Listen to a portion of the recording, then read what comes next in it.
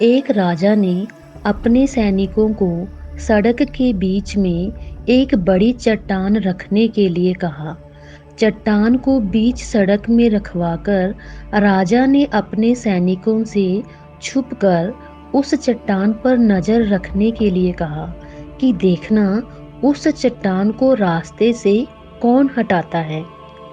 लोग उस जगह पर आते रहे और जाते रहे, लेकिन किसी ने भी उस चट्टान को रास्ते से हटाने की कोशिश नहीं की। उस चट्टान के पास से लोगों के गुजरने वालों में राजा के कुछ करीबी लोग और शहर के बड़े व्यापारी भी शामिल थे, और उनमें से कुछ लोग तो राजा को ही कोसने लगते कि क्या राजा इस चट्टान को भी रास्ते से नहीं हटवा सकता।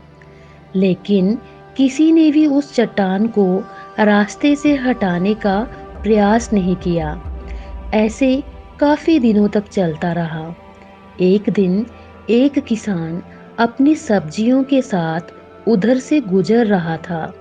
उसने चट्टान को रास्ते में पड़े देखा और सोचा कि सबको इस चट्टान की वजह से कितनी तकलीफ हो रही है।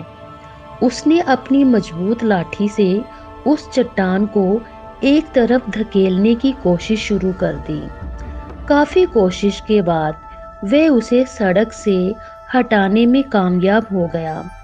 चट्टान रास्ते से हटाने के बाद किसान अपनी सब्जियों को उठाकर जाने ही वाला था कि अचानक उसकी नज़र एक पोटली पर गई, जो ठीक उसी जगह पड़ी थी जहां से उसने वह चट्टान हटाए थे।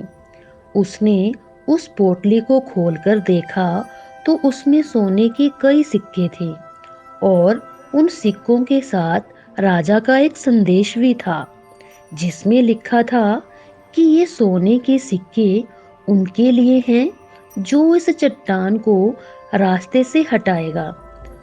तो बच्चों, बिल्कुल ठीक इसी तरह हम सबकी लाइफ में भी कई परेशानियां आती हैं।